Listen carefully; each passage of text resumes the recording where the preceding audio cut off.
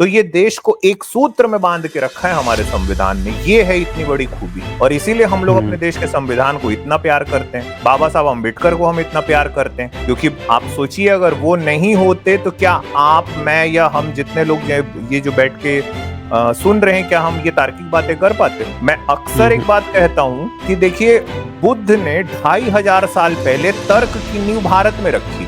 हमको इस बात पे गर्व होना चाहिए कि ये चीज हमारे देश में हुई है। पहली बार किसी इंसान ने ये कहा कि मैं किसी सुपर नेचुरल क्रिएटर की बात नहीं कर रहा हूँ, इंडिविजुअलिटी की बात कर रहा हूँ। अब जिम्मेदारी आपके ऊपर आ गई है। बुद्ध की देशना ये है कि अब देखो, जिम्मेदारी अब तुम्हारे ऊपर है। ये किसी ऊपर में बैठे हुए सुपर नेचुरल क्रिएटर को हम कर देते हैं अलग। अब जो करना है वो तुमको करना है, अपने दिए तुमको खुद बनना है।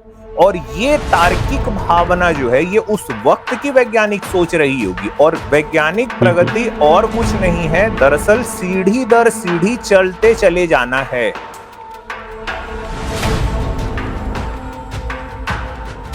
दोस्तों, यहाँ पे जो भी बातें होती हैं, जो भी प्रेजेंटेशन होती हैं, जो भी डिबेट्स होती हैं, इसका उद्देश्य साइंटिफिक टेम्परामेंट को इंकरेज करना है। और जो कोई भी यहाँ पे जो डिबेट के लिए जो आते हैं, जो अपनी बातें रखते हैं, वो उनकी अपनी रिस्पॉन्सिबिलिटी होती है। तो चलें, आज हमारे साथ अमित तिवारी जी हैं। कैसे हैं अमित जी? हाँ सर, नमस्कार, जय भीम। और जितने देखने वाले सभी को नमस्कार, जय भीम। मैं ठीक हूँ सर, थैंक यू। आज जी आपके चैनल पे इनवाइट करने के लिए। जी, बहुत बढ़िया। तो आज हम लोग इस पर चर्चा करेंगे। अमित जी को आप सब जानते हैं कि अमित जी बहुत खूबसूरत, जो रेशनैलिटी है उसको बड़े खूबसूरत पोएम के अंदाज में, उनका अपना एक अंदाज है और वो अंदाज लोगों को पसंद आता है। तो हम इस पे चर्चा करेंगे। अमित जी, सबसे पहले तो मैं आपसे ये जानना चाहूँगा कि आज ये 2024 चल रहा है, आपको क्या लगता है कि 2025 तक कितना परिवर्तन संभव है, या जो रेशनलिस्ट हैं उनके क्या मानक होने चाहिए? जी सर, अभी जैसे कि हमने देखा है कि अभी कुछ वक्त पहले ही हमारे देश में चुनाव हुए और इन चुनावों ने दरअसल ये तय कर दिया कि इस देश के जो नागरिक हैं वो अपने संविधान से कितना प्यार करते हैं। हमने अक्सर ये देखा है सर कि जो मतलब जब भी कभी हम बातें भी करते हैं अपने आसपास के लोगों से, तो वो जय संविधान का एक नारा लगाते हैं, जय भीम के साथ में जय संविधान भी बोलते हैं। अब आप ये सोचिए, पूरी दुनिया में ये अकेला ऐसा देश है जहाँ पे अपने संविधान की हम इस तरह से हम उसको प्यार करते हैं, हम उसकी जय कहते हैं, क्योंकि ये जो संविधान है इसने ही दरअसल हमको समानता दी है सर। सारे जो भारत के नागरिक हैं वो समान हैं, इसी संविधान ने हमको बताया है। तो 2024 में जो चुनाव हुए तो हमने देखा कि देश का एक बहुत बड़ा वर्ग ये बाहर निकल के इसने संविधान की रक्षा के लिए उसने जो वोट है वो दिया। और मैं समझता हूँ सर कि ये बदलाव धीरे धीरे आ रहा है। अम्बेडकरवाद और ज्यादा से ज्यादा जो लोग हैं उनके बीच में पहुंच रहा है। जब कभी हम संविधान की बात करते हैं तो हम दरअसल उसी विचारधारा की बात कर रहे हैं। बाबा साहब अम्बेडकर का दिया हुआ संविधान ही सर्वोपरि इस देश में, वही होना चाहिए और वही आगे भी होगा, क्योंकि उसी ने ही समानता दी है, उसने असली में जीने के अधिकार दिए हैं। तो मैं समझता हूँ सर कि 2025 भी हमारे देश के लिए ऐसे ही होगा और ज्यादा बल्कि चीजें बढ़ती चली जाएंगी दरअसल। जी, बहुत बढ़िया।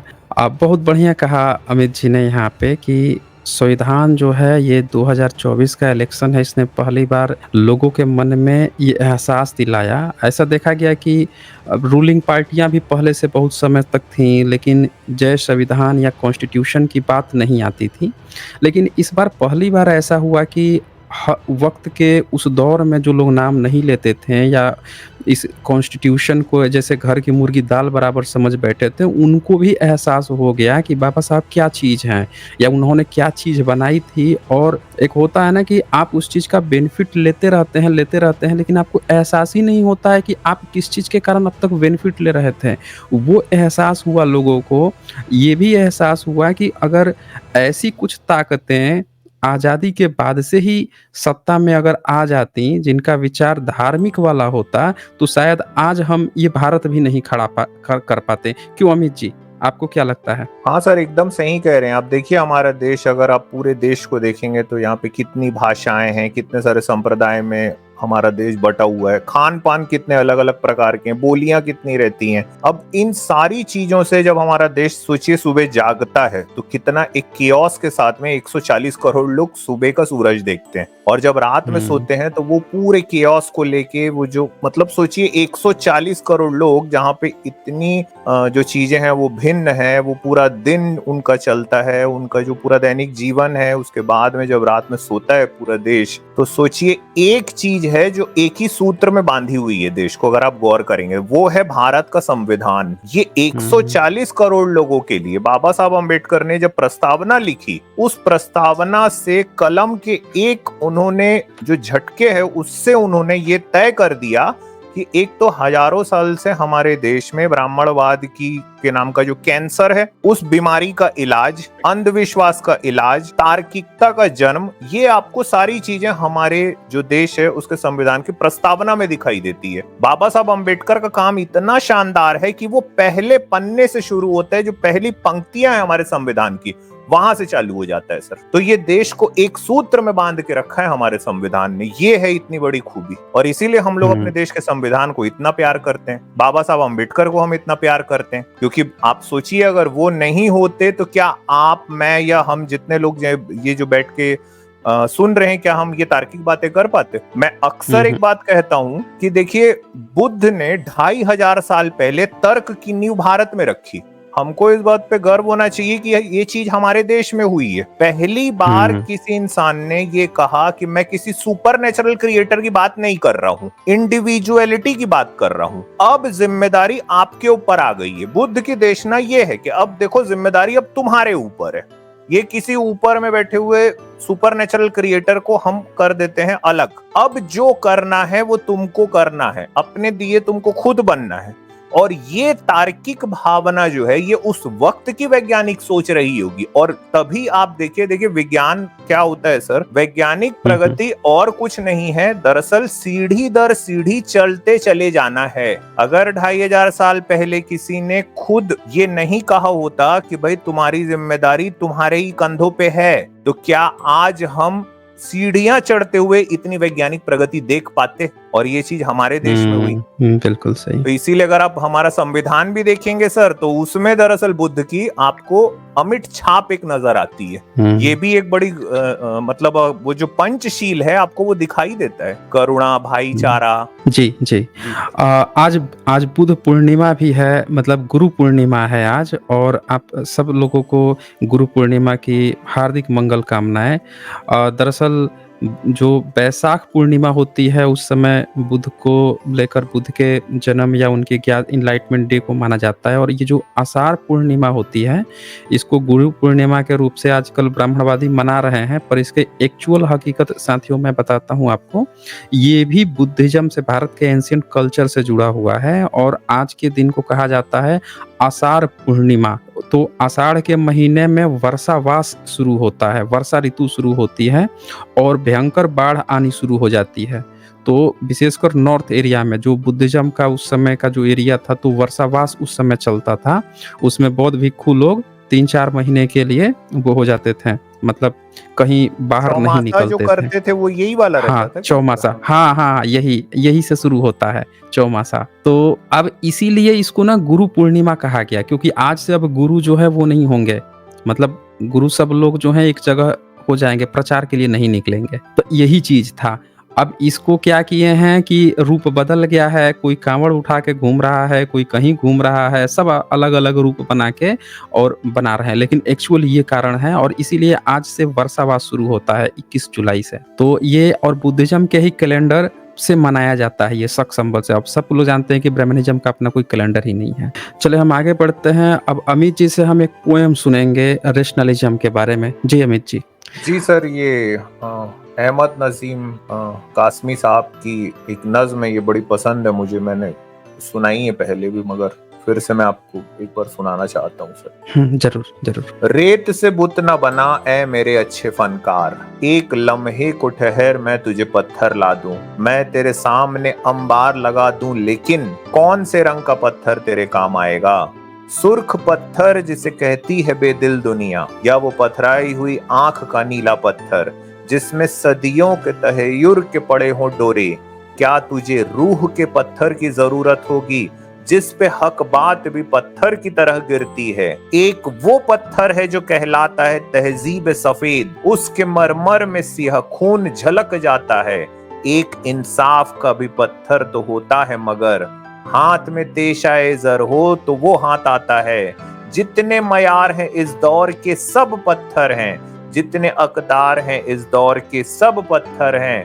सब जाओ गुल भी हवा और फजा भी पत्थर, मेरा इल्हाम तेरा ज़हन रसा भी पत्थर। इस जमाने में तो हर फन का निशा पत्थर है, हाथ पत्थर है तेरे मेरी जुबां पत्थर है। रेत से बुत ना बना ऐ मेरे अच्छे फनकार। देखिए ये नज्म मैंने इसलिए भी सुनाई कि साईं जर्नी सर पूछ रहे हैं, जो भी गेस्ट आ रहे हैं, कि भाई आने वाला वक्त कैसा होगा। तो मैं उम्मीद करता हूं भाई कि आने वाला वक्त बिल्कुल इस तरह का नहीं होगा और इस देश में जो तार्किकता की लहर है वो चलेगी। और हम इस बात को, मुझे ऐसा लगता है कि जो बाबा साहब अम्बेडकर को मानने वाले जो लोग हैं, अम्बेडकरवादी जो हैं, उनके ऊपर थोड़ी ज्यादा जिम्मेदारी ये पड़ती है कि हम और अपने इर्द गिर्द इन बातों को फैलाएं कि संविधान क्या होती है, समानता क्या होती है, करुणा, भाईचारा। तो मैं इसी उम्मीद के साथ मैंने नज्म सुनाई सर। Thank you. बहुत खूबसूरत, बहुत बढ़िया, बहुत खूबसूरत। यहाँ पे सदाशिव शिंदे जी लिखते हैं, नमो बुद्धाय, जय भीम सभी रेशनल पेनालिस्ट सभी भाई को। शुक्रिया आपका सदाशिव जी। आज के दिन पे हम लोग मिस कर रहे हैं, ह्यूमन विद साइंस को मिस कर रहे हैं।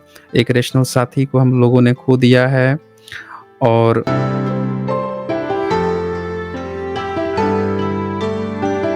आगे हम चाहते हैं कि और भी हमारे साथी जितने जो काम कर रहे हैं सब लोग जुड़कर आएं और अपनी बातों को रखें। रेशनलिस्ट का आगे बढ़ना बहुत ज़रूरी है। आप देखें जितने भी यूट्यूब नहीं, सारे सोशल मीडिया प्लेटफॉर्म पे देखिए कितने लोग विशुद्ध रूप से रेशनलिस्ट हैं जो बातें रख रहे हैं। और उन रेशनलिज्म में जो भारत का SC ST OBC तबका, भारत का जो मुख्य धारा का 90% तबका है, प्लस उसके हक अधिकारों की भी बात कर रहे हैं।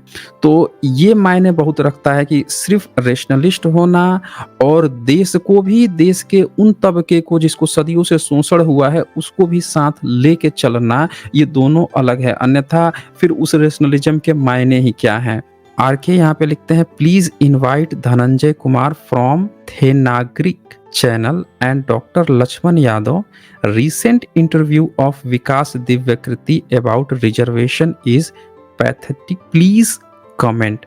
अच्छा जी, ये मैंने इंटरव्यू आज मैंने देखा वायरल हो रहा है और उसमें ये बताया जा रहा है, दिव्यकृति ये कहते हुए नजर आ रहे हैं कि एक OBC का अगर कोई बंदा है, IAS है, IAS IPS कुछ भी है, तो वो ये बता रहे हैं कि अगर उनके बच्चे को OBC का सर्टिफिकेट लेना है तो वो 2 साल पहले जो है रिटायर हो जाएंगे। अपना एग्जाम्पल देके बताते हैं कि मैं रिटायर हो जाऊं और मैं क्या करूंगा कि अब OBC का जो क्रीमी लेयर है उसका ये नियम है कि माता पिता की इनकम जुड़ती है और बच्चे की जो इनकम है वो नहीं जुड़ती है।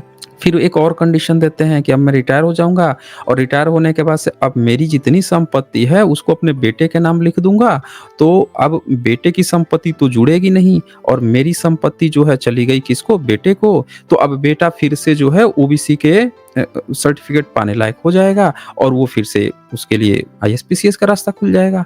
और फिर उसमें एक और स्टेटमेंट देते हैं कि जो 2 साल पहले रिजाइन करेगा सरकारी नौकरी से, वो इतने पैसे कमा चुका है, इतने पैसे छाप चुका है कि अब तो उसको पेंशन लेने की भी जरूरत नहीं है।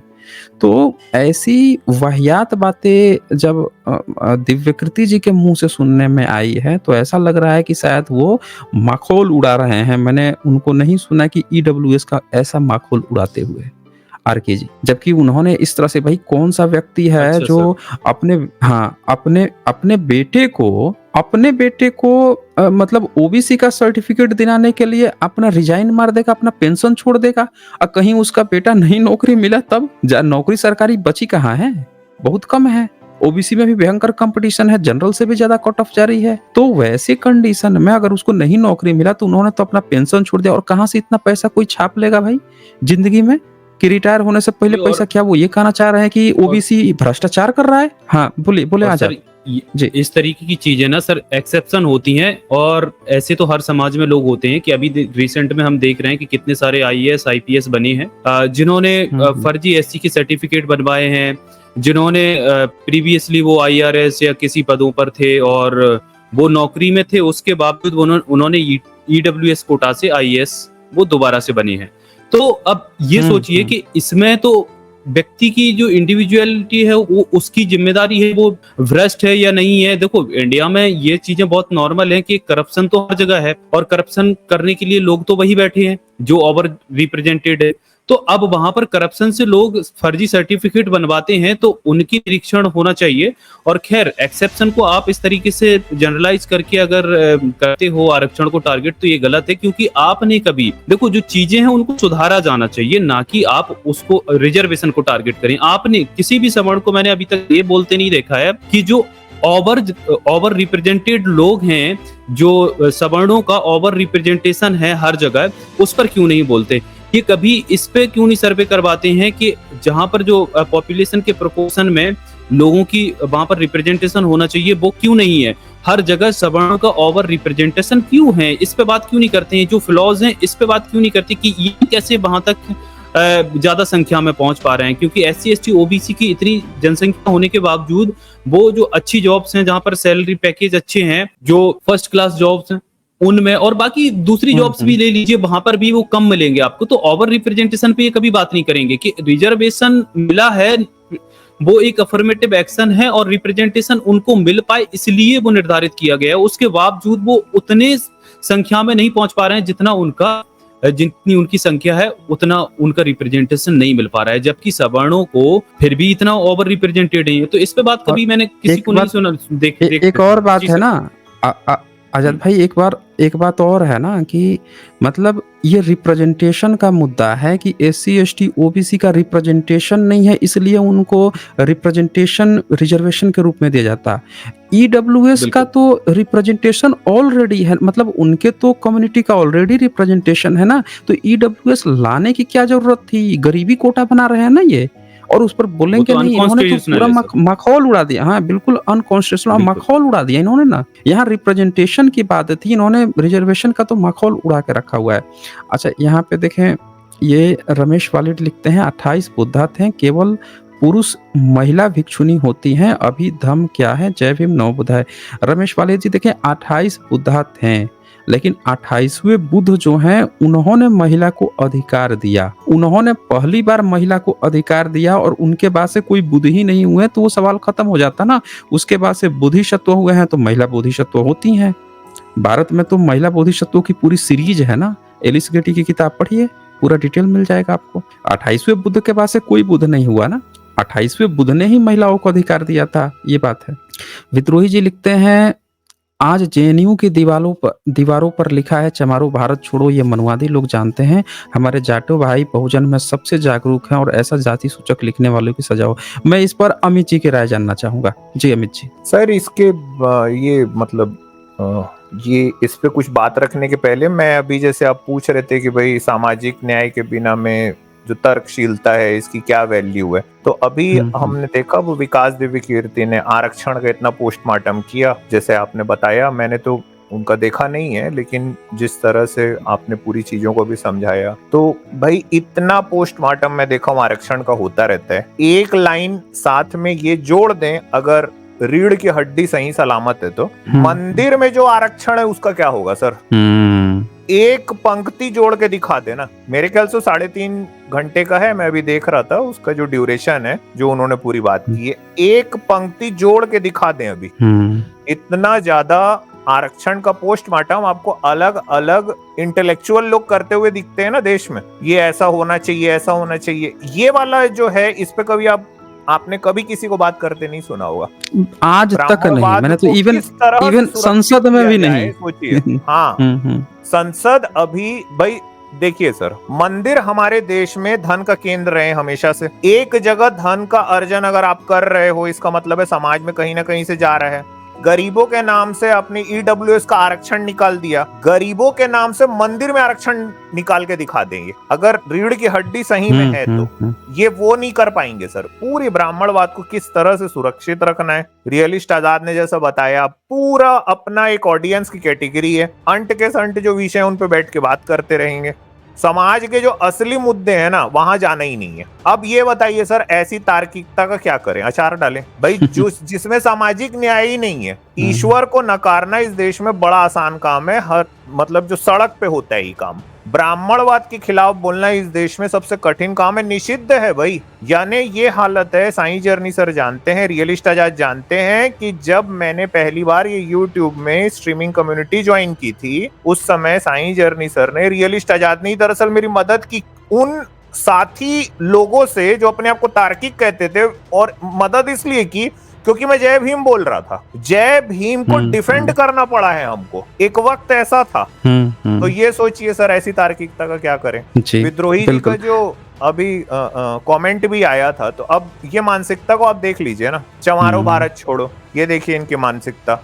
इनके जो पुरखे हैं लिखने वाले, वो तो चिल्ला रहे थे ना जब हिटलर वहां पे था जर्मनी में, आर्य अपने आप को बता रहा था, तो ये तो चिल्ला रहे थे ना जोर जोर से, अरे हम लोग आ रहे हैं, हम लोग हार रहे हैं, हम तो विदेशी आर्यन है, हम विदेशी हैं। इनका तो पूरा धर्म इम्पोर्टेड हम हिंदू नहीं हैं, हम हिंदू नहीं, हम विदेशी हैं। हम हमारा वो माफ कर दो, कौन सा कर होता है जो काफिरों से लिया जाता है, वो माफ कर दो हमारा। हाँ, जजिया कर, जजिया माफ कर दो। तो इन और अकबर हमारे ब्राह्मण भाई हो तुम, अकबर ब्राह्मण भाई हो। ये सब चल रहा था उस समय, तो अपने आप को विदेशी बता रहे थे बड़े एकदम खुल के। और जो देश का रहने वाला है, जिसके साथ में शोषण किया, अब उसी को बोल रहे तुम लोग देश छोड़ दो। गजब है सर। जी आगे बढ़ते हैं हम लोग, और यहाँ पे फ्रेशिया जो हैं वो लिखते हैं, हमें अज्ञान, अंधश्रद्धा, पाखंड के अंधेरे से बाहर निकालकर ज्ञान के प्रकाश मार्ग पर लाने वाले आप सभी मार्गदर्शकों को गुरु पूर्णिमा पर नमन और धन्यवाद। जय भीम, नमो बुद्धाय। बहुत शुक्रिया आपका फ्रेशिया जी।